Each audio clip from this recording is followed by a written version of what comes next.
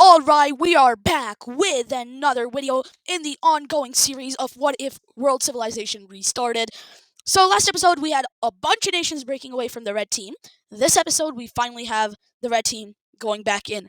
So the red team leader in the time span between the first episode and this episode has died. And a new leader has just been elected. No, a new monarchist leader has just came into power, and he's very power hungry. And right upon his arrival into office, he claims this chunk of land as a part of the red team. There are still absolute, and for the first time in the entire history of the world, this is said no to by a bunch of people. Yeah, he's mad. He's mad, to say the least. He's mad. So, in an attempt to not to show that he doesn't care, he goes ahead and he colonizes the rest of the Turkish peninsula, and the world says no. He says, too bad. I'm gonna do it anyway, and he does it anyway. Now, the world still says that this belongs to native tribes. Good for him that there are no native tribes here, because coincidentally, all of them have disappeared.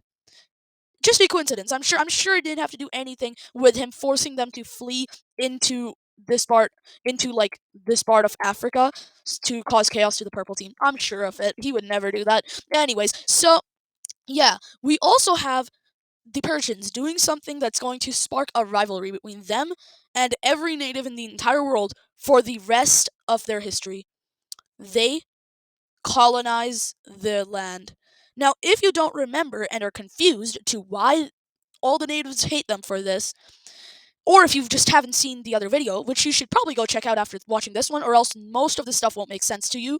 But basically, they made a promise to never colonize any land in exchange for the natives' help to defeat the red team and gain Persian independence. They just went back on that promise. So now I think the in this river goes something like this. So they kind of stop at the Indus River because they don't feel like they don't. Basically, the world thinks this is just a river that separates what is possible to be achieved by mortals and what is not, and everything over here is like a safe haven that no one is allowed to go to, and it's just ocean. But there are still stories of like a certain India that has a lot of riches, mostly inside of that circle I just drew. So scouts do try, but they are caught, and it is made illegal by the Persians to ever cross the Indus River just to protect nature a little bit. The Red Team, meanwhile, goes ahead and colonizes this portion of the world. Most of this video will just be a lot of colonization and wars. A lot of borders will be changing. Last civilization, we had a lot of civilization. Last video, we had a lot of breakaways. This video, we're going to have a lot of colonization and a lot of power grabbing by the existing countries. Not that many rebellions this time. But a certain blue team who has, if you watched the other video, you know they've been claiming the purple team as a part of them. And so they finally make a move and they colonize what would be like modern day Somaliland. And now this makes the purple team mad because the purple team knows that this is probably just the blue team getting prepared to take out the purple team. So, with the backing of the people, the purple team colonizes all of this land. And basically, tensions are so high that you could steal a candy from a purple someone from the purple team could steal candy from a blue team child and it would lead to war. That's how high the tensions are right now. So this makes the tensions that high. And basically, the two try to improve relation. The purple team tries to improve relations, tries to make peace. They send over a diplomat to the blue team. The blue team sends him back. The blue team now clearly states, "No, we are not going to solve this diplomatically. You are either going to stop existing, or we're going to make it happen by force." And so, in a show of strategy and being better at colonization, which is not a good thing to be showing, but okie dokie, they colonized this. And their goal here is to basically get to a point where the purple team cannot cut them off. Because it's kind of obvious that the purple team's only goal here is to colonize as much as possible until they've successfully cut off the blue team from colonization. Because the blue team would then have to sail all around them, and that's costly. And they can't go up there because red team, they're getting absolutely demolished. Even with all the instability, the red team is extremely powerful. And so, the purple team does the declaration of war as they colonize a huge portion of Africa that ultimately cuts off the blue team from the rest of Africa. Here's the thing about all of this. This was really, really rushed. And so, in a rushed attempt, the purple team is forced to make a deal with the natives to stop a rebellion. Because, let's be honest, rebellion's going to happen almost instantly if they don't make a deal like that. This deal is basically, eventually they're going to have an independent native nation over here. For now, however, the natives are going to help them in case of a war, and a war is what happens. The blue team, in response to this, launches a small military strike over here inside of the what's their name? Ah, yes, the purple team, the Red Sea Republic. The Red Sea Republic responds by declaring all-out war because they think that the natives alone will be enough to win this war on the African front. Now they know as well as everyone else they're not winning this completely. So their strategy revolves around, with the help of the natives, they can push out the blue team from Africa and hold their ground until the blue team gets tired, the people don't value the war anymore, and they force the blue team to stop. So they do this. Here's the thing: the blue team has the full backing of the people, and as Arab Africa falls apart into the hands of the purple team, the blue team constructs by far the biggest military battalion the world has ever seen, and with this, hundreds of, not even hundreds, thousands of 100,000 troops, almost 100,000 troops. Actually, no, it's like more like 900,000 troops. So almost a million troops. Keep in mind, the population of the blue team is 5 million. So a fifth of all of their people are sent into the war. Now, the purple team's population is 3 million, so they can't even support something this big. And very quickly, the capital falls, and the rest of the purple team is knocked out. Taking a look at this peace treaty, let me draw up the peace treaty and then we will get to it. Right, taking a look at this peace treaty, the blue team actually makes a really smart decision here. So not only do they annex this stuff and have the purple team far enough to where they can expand, they also make the purple team sign a treaty, basically stating that this line continues in both directions infinitely, and the purple team cannot colonize below it. So in conclusion, the blue team basically has complete freedom to do whatever they want. And remember, the blue team claims all of them. So the blue team actually does value the treaty with the natives because they don't want happening to them what happened to Persia, because Persia is now really unstable and is being forced to deploy a lot of troops and spend a lot of money on defending this and just making sure a rebellion doesn't pop up. But what they do is they make this subdivision province autonomous region type thing, which will eventually gain its independence and become a world hub for all the natives in the entire world that want to have, like, it's going to be a preservation state. It's not going to be run by military, it's just going to be a chunk of land that will forever be belonging to the natives, and that will be protected by international law and enforced by the blue team. Secondly, you know how the blue team claims all of the purple team? Well, they do the smart thing here, and they basically say the purple team has to pay them in modern day, like 2 million US dollars every year, as well as every 5 years give them one province of the purple team, which right now is going to be this province that looks like that. So that province has already gotten ready for being given to these guys. And so, yeah. Meanwhile, the red team continues expansion just a little bit over here, and they try to colonize this, but they fail to because a purple team supported a very highly armed battalion of natives fend them off, and they don't have any like troops here anyway, so they just leave it alone. Meanwhile, expansion for the green team finally happens. Everyone has expanded except for the green team, and they expand finally. They finally become the true Caspian Republic as they take all of the land that borders the Caspian Sea. And now they look pretty big, decently big, decently big. And they do this small thing that's gonna make everyone mad. They change their but it's only gonna make the Persians mad. They change their capital from here, which in case of war could immediately be taken by the Persians, to here.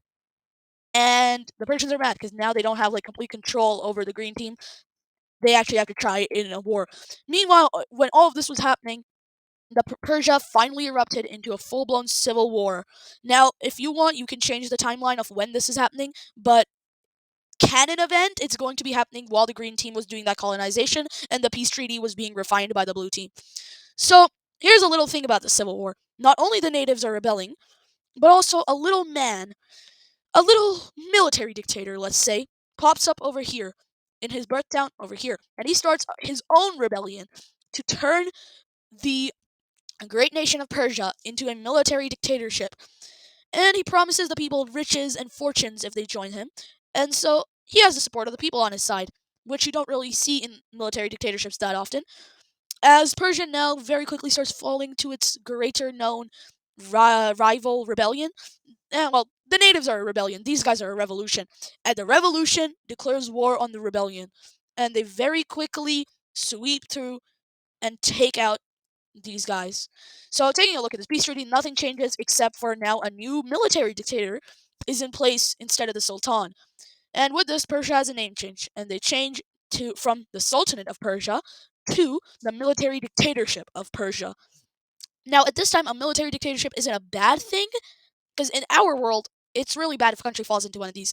In this world, it's kind of like just meh, new political ideology. It's seen as a new political ideology. So people don't really care that this just happened. They're just like, oh, cool, Persia got a new leader. Meanwhile, a few boats that were supposed to scout out if the Black Sea ever ends crash land in Europe. And for the first time in the history of this civilization, Europe is explored. And these guys are like, oh my god, there's an entire place out here. And instantly they go back to the king, sends out troops, and Europe finally has its first colony. Now, Europe as a whole is like, the only natives here are like over here. So everyone inside of that circle has actual humans. Everything else is a barren wasteland. And so they have absolutely no casualties, and they take out, well, other no casualties caused by other humans.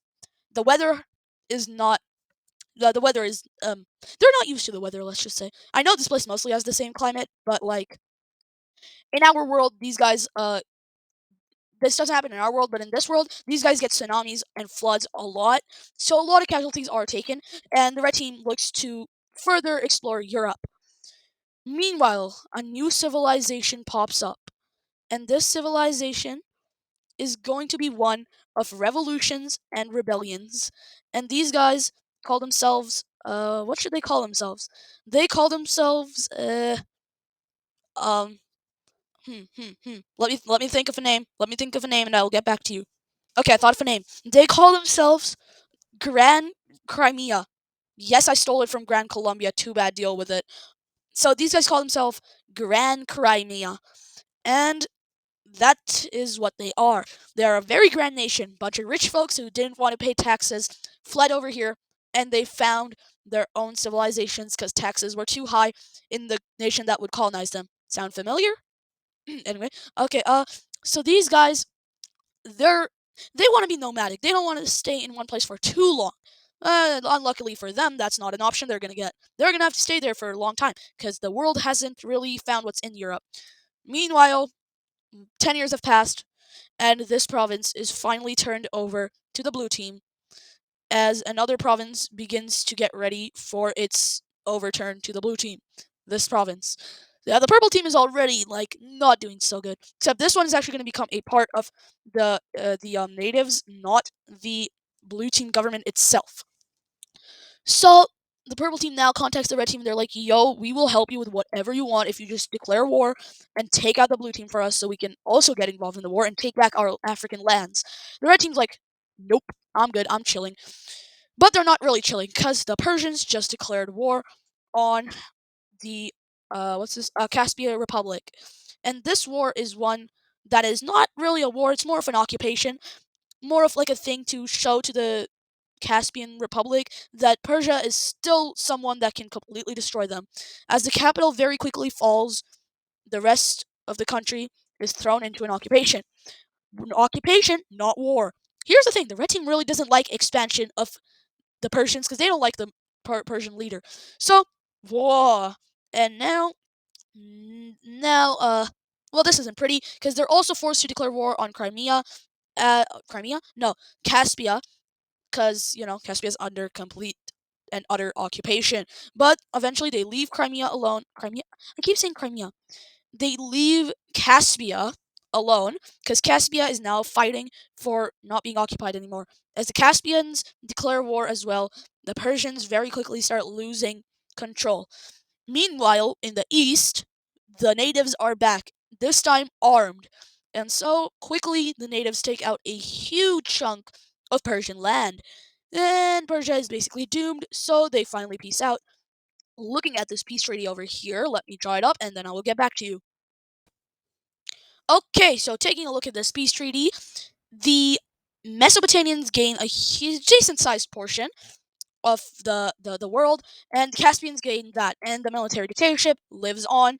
But right now they're dealing with the civil war, so taking a look at this civil war continues raging on, and, well, it evolves into a sort of stalemate. That's it for today's video, guys. So recap: the blue team, they did some stuff. The purple team did some. The purple team got reduced. The red team has a new king who will probably still be alive by the next video. We have a new nation popping up. The Caspians became bigger. Persia made the natives mad. And next video, the Persian Civil War will finally have an end. Goodbye.